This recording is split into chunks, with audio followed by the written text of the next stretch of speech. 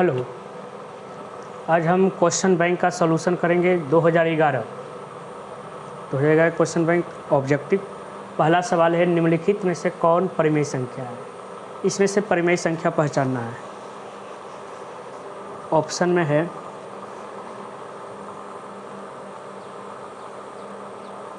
परिमेय संख्या को पहचानें।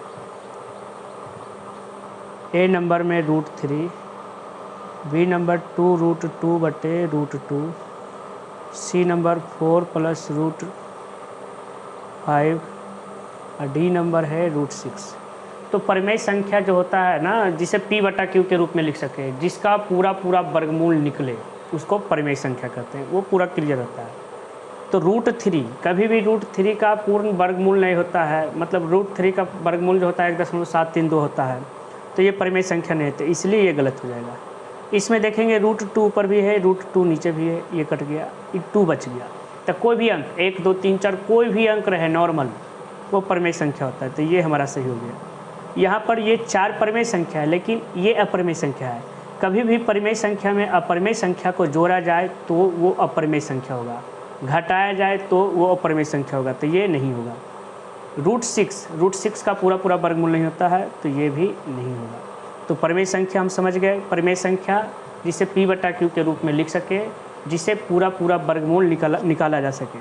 अगला सवाल किसी भी धनात्मक पूर्णांक a और b के लिए a b का मस a b कोई संख्या है जिसका जो a b है, कोई संख्या, एक संख्या a है, एक संख्या b है, इसका मस a b का लस, मतलब वो दोनों संख्या का लस निम्नलिखित में से किसके बराबर होता है? तो मस गुना लस, अगर कोई भी संख्या a रहे, b रहे या c रहे, d रहे, तो इसका मस गुना a b का लस, जब दोनों के मस और लस को गुना कर देंगे तो वो संख्या के गुणनफल के बराबर होगा। तो इसे यहाँ पे दूसरा सवाल जो दे दिया है, इसमें दूसरा सवाल में है, कह रहा है a b का मस, a b का HCF गुना ए बी का LCM किसके बराबर होगा? तो ये दोनों संख्या के HCF, दोनों संख्या के LCM जो होगा दोनों संख्या के गुना के बराबर होगा। तो इसका आंसर हो जाएगा A गुना B, या इसी को AB कह सकते हैं। ये C नंबर ऑप्शन है जो कि हमारा सही है। इसका C नंबर ऑप्शन सही है। तो हम समझ गए दूसरा क्वेश्चन। आगे तीसरा क्वेश्चन, घात 1 वाला बहुपद कहलाता है। अगर घात 1 रहेगा, घात 1, तो इसको हम रैखिक बहुपद कहते हैं। रैखिक बहुपद। घात 2 रहेगा तो द्विघात बहुपद। घात 3 रहेगा तो त्रिघात बहुपद। इसी प्रकार से जितना घात रहेगा वो उतना घात वाला बहुपद कहलाएगा। तो घात 1 है तो रैखिक बहुपद। यहाँ पर कह रहा है घात 1 वाला बहुपद रैखिक बहुपद कहलाएगा। इसका C नंबर सही है। ये हमारा C नंबर में जो एक्स्ट्रा जो हम बता रहे हैं उसको याद करते जाइएगा, क्योंकि सवाल है जो कि वो भी पूछता है। त्रिघात बहुपद का सबसे व्यापक रूप। त्रिघात, जब भी कोई भी बहुपद रहेगा उसमें मैक्सिमम पावर उतना है। अगर 1 घात वाला बहुपद रहेगा तो मैक्सिमम पावर 1 रहेगा। 2 घात वाला बहुपद रहेगा तो मैक्सिमम पावर 2 रहेगा।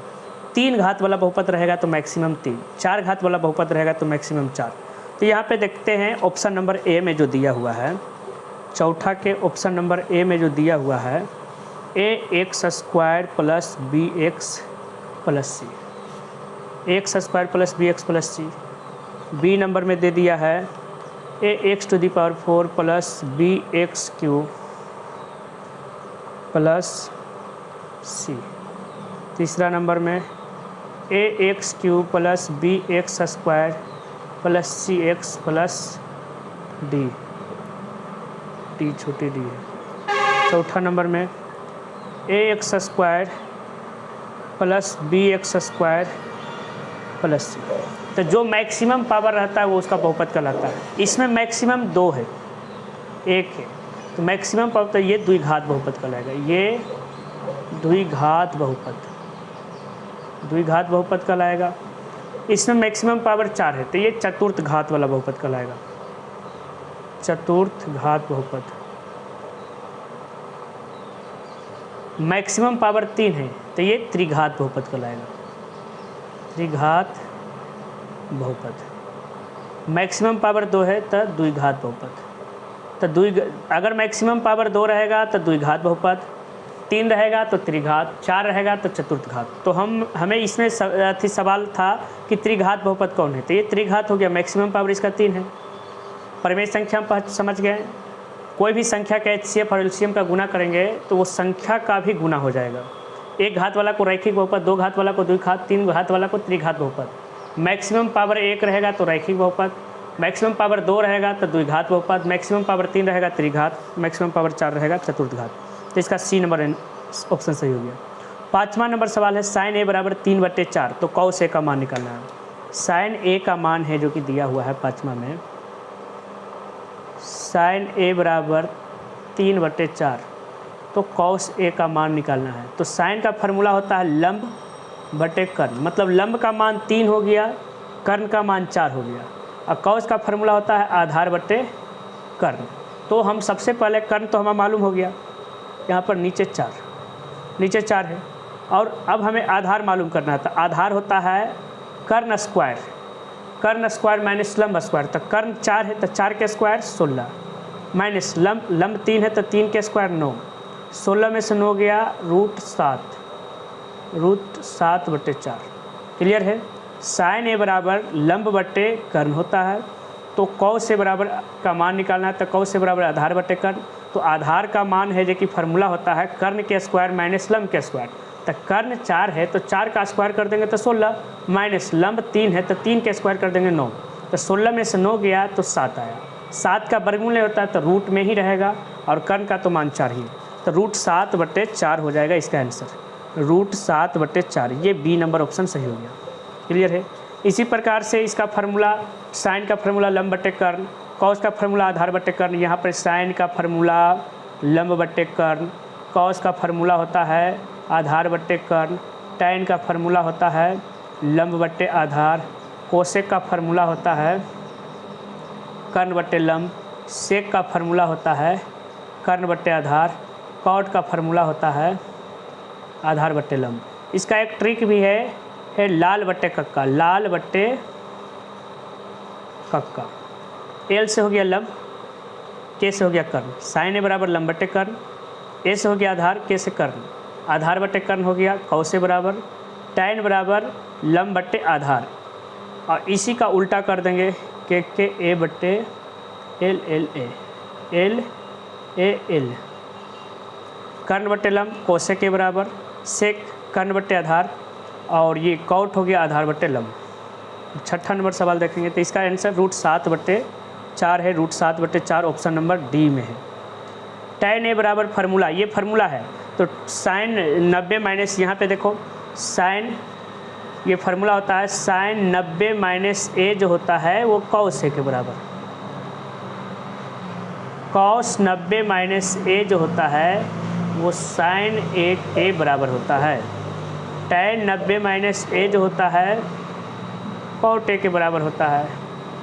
कोसेक 90 माइनस ए जो होता है वो सेक ए के बराबर होता है। सेक 90 माइनस ए जो होता है वो कोसेक के बराबर होता है।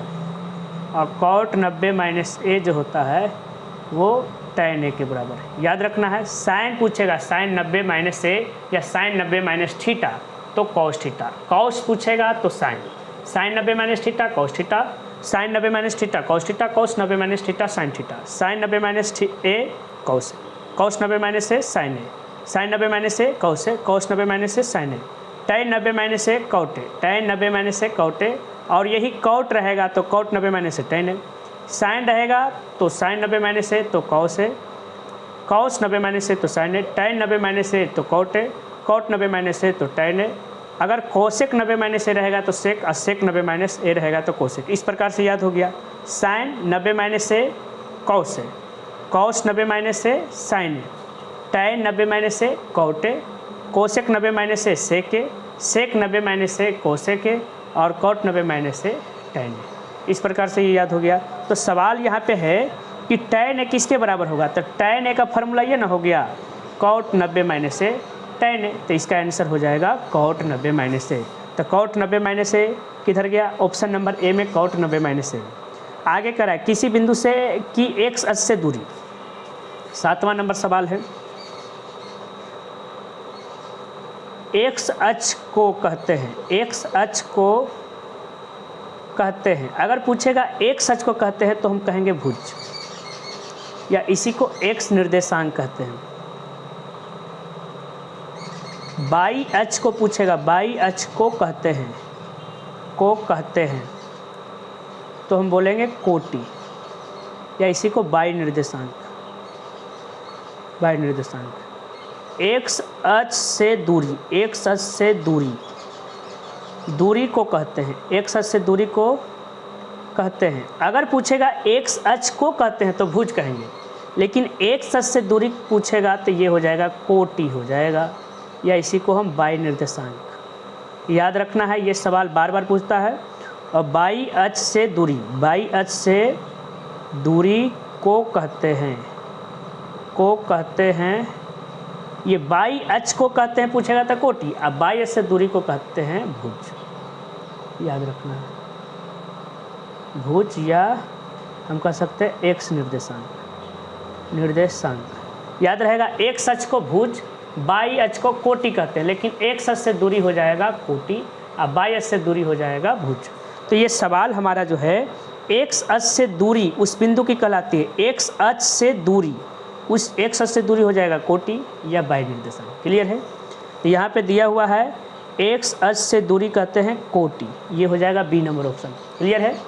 आगे अगला सवाल है वृत्त का क्षेत्रफल। तो वृत्त का क्षेत्रफल का फार्मूला पूछ रहा है, तो कुछ फार्मूला हम लिखते हैं यहाँ पर। वृत्त का क्षेत्रफल जो होता है पाई आर स्क्वायर होता है। वृत्त की परिधि जो होता है 2 पाई आर होता है। वर्ग का क्षेत्रफल भी पूछता है, वर्ग का क्षेत्रफल भुजा स्क्वायर होता है ए स्क्वायर, या भुजा स्क्वायर भी बोल सकते हैं, भुजा स्क्वायर। वर्ग का परिमाप जो होता है 4a होता है, या इसी को कह सकते हैं 4 गुना भुजा। ये पूछता है वृत्त का क्षेत्रफल पाई आर स्क्वायर। वृत्त का क्षेत्रफल जब भी पूछेगा तो पाई आर स्क्वायर। वृत्त की परिधि 2 पाई आर, वृत्त की परिधि 2 पाई आर होता है। वृत्त का क्षेत्रफल क्या होता है पाई आर स्क्वायर, वृत्त की परिधि 2 पाई आर। वर्ग का क्षेत्रफल भुजा स्क्वायर या ए स्क्वायर, दोनों या तो ये रहेगा या तो ये रहेगा, दोनों में से कोई एक रहेगा। अब वर्ग परिमाप 4a या 4 गुना भुजा होता है। क्लियर है? अगला जो है संचयी बारंबारता वक्र कहलाती है। संचयी बारंबारता वक्र को हम क्या कहते हैं, त्वरण कहते हैं। इसको याद रखना है, ये ऑब्जेक्टिव पूछता है संचयी बारंबारता वक्र को क्या कहते हैं। 9 नंबर सवाल, संचयी बारंबारता वक्र को हम त्वरण कहते हैं। इसको याद रखना, ये ऑब्जेक्टिव पूछता है संचयी बारंबारता वक्र को हम त्वरण कहते हैं। संचयी बारंबारता वक्र को हम त्वरण कहते हैं। आगे सवाल है यूक्लिड विभाजन एल्गोरिथम से है जो कि क्या ज्ञात होता है। तो यूक्लिड विभाजन एल्गोरिथम के बारे में जानते हैं। यूक्लिड विभाजन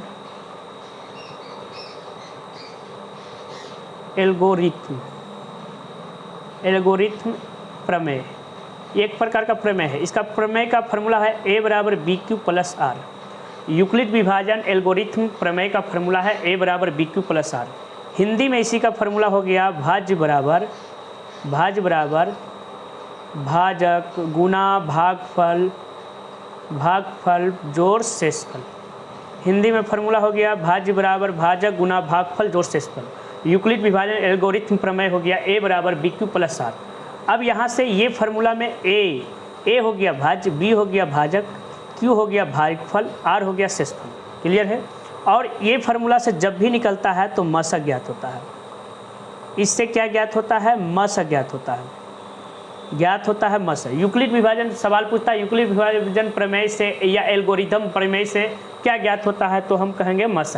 इसका फार्मूला क्या है? तो a बराबर बी क्यू प्लस आर, जहाँ b का मान जो होता है वो 0 से बड़ा या 0 के बराबर और r से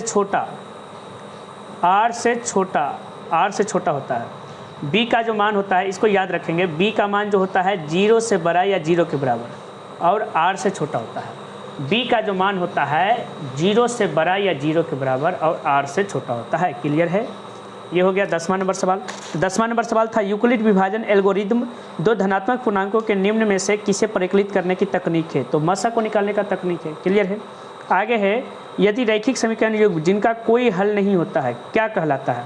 जिनका कोई हल नहीं होता है, जैसे देखो समीकरण के युग्म के बारे में कहा जा रहा है। समीकरण के युग्म, समीकरण के युग्म इसमें 3 गो होता है। एक होता है a1/a2 is not equal to b1/b2। इसमें इसका ग्राफ पूछेगा तो भाई प्रतिच्छेद करती है, प्रतिच्छेद करती है। बीजगणितीय निरूपण पूछेगा, बीजगणितीय निरूपण पूछेगा तो हम लिखेंगे अद्वितीय हल, अद्वितीय हल या कोई हल नहीं, कोई हल नहीं। और इसमें पूछेगा ये संगत होता है, याद रखना है। a1/a2 is not equal to b1/b2। तो ये ग्राफ प्रतिच्छेद करेगी, कहीं ना कहीं कट जाएगी। बीजगणितीय हो गया अद्वितीय हल या केवल एक हल, और ये संगत होता है। दूसरा रहता है इसी में a1/a2 is equal to b1/b2 is not equal to c1/c2। तो इसका ग्राफ जो होता है वो समानांतर होता है, समानांतर होता है। बीजगणितीय जो होता है कोई हल नहीं, कोई हल नहीं। बीजगणितीय निरूपण होता है कोई हल नहीं, और ये असंगत कहलाता है, ये असंगत कहलाता है। तीसरा हो गया a1/a2 is equal to b1/b2 is equal to c1/c2। तो ग्राफ इसका संपाती होता है, ग्राफ इसका संपाती, संपाती। बीजगणितीय हो गया, बीजगणितीय निरूपण जो होता है, बीजगणितीय निरूपण अनेक हल होता है, अनेक हल या अनंत हल या अनगिनत हल बोल सकते हैं, अनगिनत हल, अनगिनत हल। और ये संगत होता है, ये संगत होता है। ये तीनों हमारा इंपॉर्टेंट है। a1/a2 is not equal to, अगर दोनों बराबर नहीं है तो संगत, 2 को बराबर तीसरा बराबर नहीं है तो असंगत, तीनों बराबर है तो संगत, दोनों बराबर नहीं है तो प्रतिच्छेद करती है, 2 को बराबर हो गया तो भाई समानांतर, तीनों बराबर हो गया तो संपाती, दोनों बराबर नहीं है तो अद्वितीय हल या कोई हल नहीं, 2 बराबर है तीसरा बराबर नहीं है तो कोई हल नहीं या केवल एक हल। इसका केवल एक हल, केवल एक हल, सॉरी केवल एक हल बीजगणितीय निरूपण। और ये हो गया इसका बीजगणितीय निरूपण अनेक हल या अनगिनत हल। तो हम फिर से एक बार रिपीट करते हैं समीकरण के हल। यदि a1/a2 पहला a1/a2 is not equal to b1/b2, तो इसका ग्राफ पूछेगा प्रतिच्छेद करती है, इसका ग्राफ प्रतिच्छेद करती है। अद्वितीय हल मतलब केवल एक हल, और ये संगत होती है। याद हो गया, a1/a2 is not equal to b1/b2, तो ग्राफ इसका प्रतिच्छेद करती है। अद्वितीय हल है मतलब केवल एक हल और संगत होता है। a1/a2 is equal to b1/b2 is not equal to c1/c2। तो ये जो होता है इसमें प्रतिच्छेद करते थे, इसमें समानांतर होती है, इसका ग्राफ समानांतर होती है, कोई हल नहीं, और ये असंगत होती है। a1/a2 is equal to b1/b2 is not equal to c1/c2 रहेगा, तो समानांतर, कोई हल नहीं और असंगत होता है। तीनों बराबर मतलब a1/a2 is equal to b1/b2 is equal to c1/c2। तो इसका जो होता है समपाती होता है, इसका समपाती होता है। अनेक हल होता है, अनगिनत हल और संगत होता है। इसको याद रखेंगे, ये इंपॉर्टेंट है। तो यहाँ पे सवाल कहा जा रहा है रैखिक युग्म जिसका कोई हल नहीं, जिसका कोई हल नहीं, कोई हल नहीं मिल गया वो कहलाती है, क्या कहलाती है? तो असंगत कहलाती है। क्लियर है? जिसका कोई हल नहीं, तो ये इसका आंसर हो गया। तो सवाल में पूछ रहा था। आगे tan 45 का मान क्या है? तो 12 नंबर में है जो कि दिया हुआ है tan 45 के मान। तो tan 45 के मान 1 होता है, cot 45 के मान भी 1 होता है, याद रखेंगे। tan 45 के मान 1, cot 45 के मान 1, sin 45 के मान जो होता है 1/√2, कॉस 45 के मान भी 1/√2, 1/√2। कोसेक 45 के मान जो होता है √2 और सेक 45 के मान जो होता है √2। फिर से टैन 45 के मान 1, कॉट 45 के मान 1, टैन 45 के मान 1, कॉट 45 के मान 1, साइन 45 पूछेगा तो 1/√2, 1/√2। कॉस 45 पूछेगा तो भी 1/√2। फिर से टैन 45 1, कॉट 45 1, साइन 45 1/√2, कॉस 45 1/√2।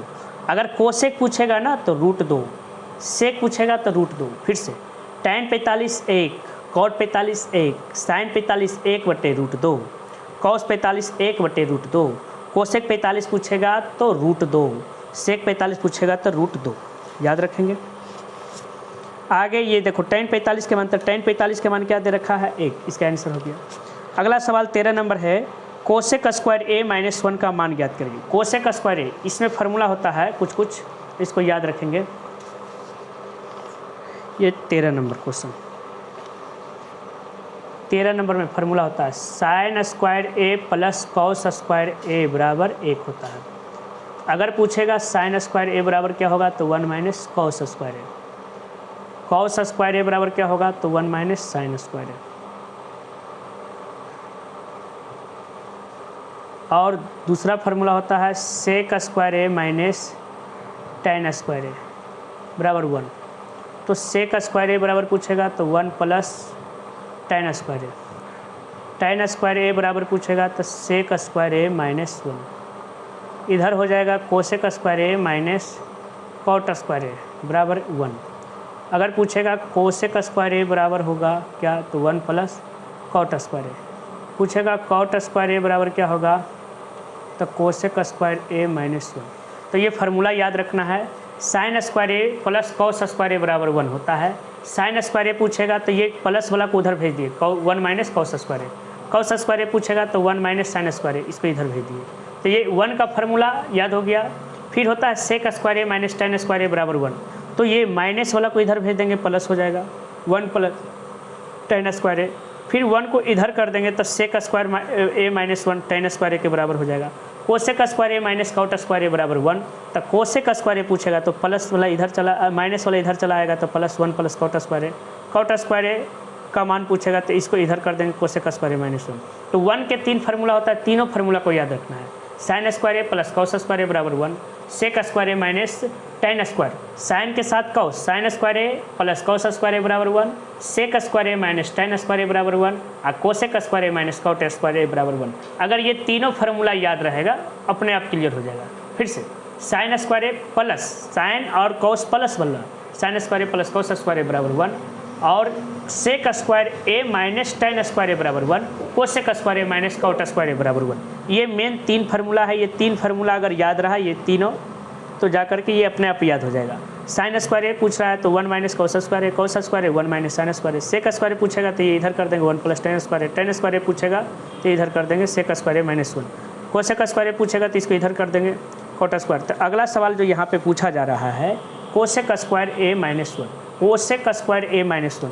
तो कोसेक स्क्वायर ए -1 कहाँ है, यहाँ पे है कोसेक स्क्वायर ए -1। तो ये हो गया कॉट स्क्वायर ए, क्लियर है।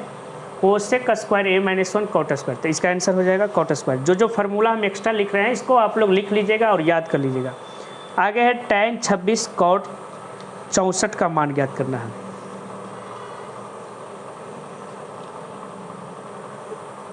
टैन 26 बटे कॉट 64 इसका मान ज्ञात करना है। तो याद रखना साइन कॉस सेक कोसेक और टैन कॉट। जब भी साइन कॉस रहे, साइन कॉस, सेक कोसेक रहे और टैन कॉट रहे, ये दोनों ये अपने अपने पार्टनर के जब भी साथ रहें, अगर दोनों को जोड़ करके 1 आ रहा है और बटा में है तो इसका आंसर, दोनों को जोड़ करके 90 आ रहा है और बटा में तो इसका आंसर 1 हो जाएगा। कोई भी रहे, जैसे यहाँ पे रहेगा साइन 40 बटे कॉस 50। तो साइन और कॉस दोनों पार्टनर है, 40 और 50 को जोड़ेंगे तो 90 होगा, इसका आंसर भी 1 होगा। अगर रहेगा यहाँ पे सेक 70, कोसेक 20। सेक और कोसेक दोनों पार्टनर हैं, दोनों को जोड़ करके 90 आ रहा है, तो इसका भी आंसर 1 होगा। तो जब भी साइन कॉस पार्टनर के रूप में रहे और बट्टा में रहे, जोड़ करके 1 आ रहा है तो जोड़ करके 90 आ रहा है तो 1 आंसर होगा। बट्टा वाला सवाल में ऐसे होगा, अगर माइनस में रहेगा तो 0 होगा, माइनस में रहेगा 0। अगर इसी को रहेगा यहाँ पे इसी में रहेगा tan 26 माइनस कॉट 64, तो tan और कॉट दोनों पार्टनर है कि नहीं। 26 और 64 जोड़िए 90 आ रहा है, माइनस में है तो इसका आंसर 0। अगर बट्टा में रहता तो आंसर 1। अगर यहाँ पे रह गया साइन 40 माइनस कॉस 50, साइन और कॉस दोनों पार्टनर है, 40-50 जोड़ेंगे 90 आएगा, तो यहाँ पे माइनस में है तो आंसर 0। प्लस बटा में रहेगा तो आंसर 1, माइनस में रहेगा तो आंसर 0। अगर यहाँ पे सेक 70 माइनस कोसेक 20 दोनों है, जो कि सेक और कोसेक पार्टनर के रूप में है, 70 और 20 को जोड़िए 90 आ रहा है, माइनस में है तो इसका आंसर 0 होगा। अब कैसे होता है, इसको सॉल्यूशन करते हैं, दोनों में किसी एक को चेंज कर सकते हैं। 26 को लिख सकते हैं 90 माइनस 64, नीचे वाला को छोड़ देंगे। tan 90 माइनस थीटा क्या होता है, कॉट थीटा, तो कॉट 64 हो जाएगा ना, tan 90 माइनस थीटा, और नीचे भी कॉट 64, कट करके फिर आ जाएगा हमारा 1। क्लियर है, ये हो गया सेकेंड मेथड। ये ऑब्जेक्टिव में आता है, इसको डायरेक्ट बनाना है। साइन कॉस दोनों पार्टनर के रूप में रहे, जोड़ करके 90 आ रहा है और बट्टा है तो 1 आंसर, घटा जोड़ करके 90 आ रहा है, घटाव में है तो 0 आंसर, इसको याद रखना है। आगे है यहाँ पे ये सूत्र है, जो कि विभाजन सूत्र एक होता है, हम लोग पढ़े हैं विभाजन सूत्र के बारे में 15 में। विभाजन सूत्र, विभाजन सूत्र, विभाजन सूत्र में याद रखिएगा x बराबर होता है m1 x2 plus m2 x1 बटे m1 प्लस m2। y बराबर होता है m1 by 2 plus m2 by 1 बटे m1 प्लस m2। ये विभाजन सूत्र, विभाजन सूत्र जब भी रहेगा तो m1 x2 plus m2 x1 m1 plus m2, y बराबर m1 by 2 plus m2 by 1 बटे m1 प्लस m2। इसको याद करने का एक आसान तरीका है 12 प्लस 21, 12 प्लस 21 करते हैं बटे 1 प्लस 2, 12 प्लस 21 1 बटे 2, x के लिख रहे हैं तो ये mx, ये m दोनों जगह। इसमें भी 12 प्लस 21, 12 प्लस 21, ये m बाई और नीचे 1 प्लस 2, इस प्रकार से ये विभाजन सूत्र हो गया। विभाजन सूत्र x बराबर होता है m1 x2 plus m2 x1 बटे m1 प्लस m2, y बराबर m1 by 2 plus m2 by 1 बटे m1 प्लस m2। एक मध्य बिंदु का सूत्र होता है, मध्य बिंदु का सूत्र होता है x बराबर होता है x1 plus x2 by 2, y बराबर होता है by 1 plus by 2 by 2। Clear है। एक दूरी सूत्र होता है, दूरी सूत्र होता है under root x2 minus x1 का whole square plus by 2 minus by 1 का होल स्क्वायर, ये दूरी सूत्र होता है। क्लियर है, ये तीनों याद रखना है, सवाल पूछता है परीक्षा में। अब यहाँ पे है जो कि दूरी सूत्र, यहाँ पे दूरी सूत्र x1 बाई 1 x2 बाई 2, इसके बीच की दूरी, तो दूरी बराबर under root x2 minus x1 का whole square plus by 2 minus by 1 का होल स्क्वायर। इसमें x1 माइनस x2 का भी whole square plus by 1 minus by 2 का भी होल स्क्वायर करेंगे तो बन जाएगा। फिर है जो कि इसमें उसको उस प्रकार से भी बन जाएगा, तो ये 16 का आंसर है जो कि ये हो जाएगा। और ये हमारा ये किसका सूत्र है भाई, विभाजन सूत्र है। 15 का आंसर विभाजन सूत्र हो जाएगा और 16 का आंसर दूरी सूत्र। अब 17 नंबर है, दो त्रिभुज में संगत कोण बराबर हो, संगत भुजा एक ही अनुपात में, त्रिभुज कहलाती है। संगत कोण बराबर हो, संगत भुजा एक ही अनुपात में, त्रिभुज को समरूप त्रिभुज कहते हैं। जब संगत कोण बराबर हो, संगत कोण बराबर, संगत कोण बराबर और संगत भुजा, और संगत भुजा एक ही अनुपात में हो तो समरूप त्रिभुज कहते हैं। इसको क्या कहते हैं, समरूप त्रिभुज। इसको याद रखना है, परीक्षा में डायरेक्ट सवाल पूछता है। कैसे, जो देखिए इधर, कहने का मतलब ये ए बी सी हो गया, एम एन ओ हो गया। संगत कोण बराबर, मतलब ए जो है एम के बराबर, बी जो है वो एन के बराबर, सी जो है वो ओ के बराबर हो गया। मतलब कोण ए बराबर कोण एम, कोण बी बराबर कोण एन, कोण सी बराबर कोण ओ हो। और संगत भुजा एक ही अनुपात में, मतलब ए बी, इधर से ए बी तो इधर से एम एन, बटा इधर से बी सी तो इधर से एन ओ, बराबर इधर से ए सी इधर से एन ओ। संगत भुजा एक ही अनुपात में, तो ये दोनों त्रिभुज को हम कहेंगे समरूप। त्रिभुज ए बी सी समरूप त्रिभुज एम एन ओ। क्लियर है, याद रखना है। इसका आंसर मात्र ये हुआ, लेकिन ये समझ के रखेंगे ताकि जब भी हमारा ज्यामिति का सवाल मिले तो उसमें हमें परेशानी ना हो। 18 नंबर सवाल है, एक समकोण त्रिभुज में कर्ण का वर्ग शेष दो भुजाओं के वर्गों के योग के बराबर है। इस प्रमेय को किसने प्रतिपादित किया? पाइथागोरस प्रमेय। पाइथागोरस एक वैज्ञानिक थे, पाइथागोरस। इन्होंने ये बताया था कि जब कर्ण का वर्ग शेष दो भुजाओं, समकोण त्रिभुज में कर्ण का वर्ग शेष दो भुजा, मतलब एक लंब होता है एक आधार होता है, शेष दो भुजाओं के वर्ग, दो भुजा के वर्ग के योग के बराबर होता है, इसी को हम पाइथागोरस प्रमेय कहते हैं। तो इसको किसने दिया था, प्रतिपादित किया था भाई? पाइथागोरस। तो 18 का आंसर हो जाएगा पाइथागोरस। पाइथागोरस क्लियर हो गया। फिर से, जब दो संगत कोण बराबर हो, संगत भुजा एक ही अनुपात में है, तो वो त्रिभुज समरूप होता है। पाइथागोरस कहे थे कि समकोण त्रिभुज में कर्ण का वर्ग जो होता है शेष दो भुजाओं के वर्गों के योग के बराबर होता है। 19 नंबर सवाल है, 3.5 सेंटीमीटर त्रिज्या वाले अर्धगोले का वक्र पृष्ठीय क्षेत्रफल। आर का मान 3.5 सेंटीमीटर दिया हुआ है। अर्धगोले का वक्र पृष्ठीय क्षेत्रफल, अर्धगोले का वक्र पृष्ठीय क्षेत्रफल, वक्र पृष्ठीय क्षेत्रफल। तो अर्धगोले का वक्र पृष्ठीय क्षेत्रफल होता है 2 पाई आर स्क्वायर। पाई का मान 22/7, आर का मान 3.5 इंटू 3.5। इसको काटेंगे 7×5 = 35। एक अंक के बाद दशमलव। जब भी दशमलव वाला भागा रहे गुना रहे तो दशमलव नहीं समझना है, मतलब ये 3.5 ना समझ करके इसको समझेंगे 35। तो 7×5 = 35 हो गया। फिर देखेंगे पीछे से एक अंक के बाद दशमलव, जब भी देखेंगे पीछे से एक अंक के बाद दशमलव, तो एक अंक के बाद दशमलव दे दिए। अब गुना करना है, 2 × 22 × 3.5 × 0.5। तो गुना भी रहे, दशमलव में गुना रहे तो दशमलव नहीं समझना है। तो इसको गुना कैसे करेंगे? 2 × 22 × 35 × 5। तो 2 × 22 करेंगे तो 44 हो जाएगा। 44 को 44 × 35 करेंगे,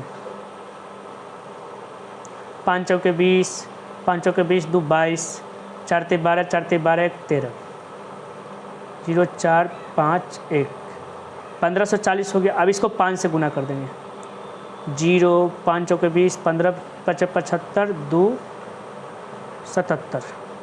कितना आया?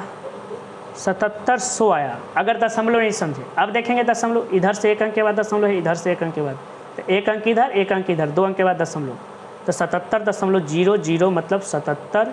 क्षेत्रफल जब भी होता है स्क्वायर में, क्या होगा स्क्वायर में? क्या है कि ये सेंटीमीटर है, ये सेंटीमीटर है, सेंटीमीटर गुना सेंटीमीटर, सेंटीमीटर स्क्वायर।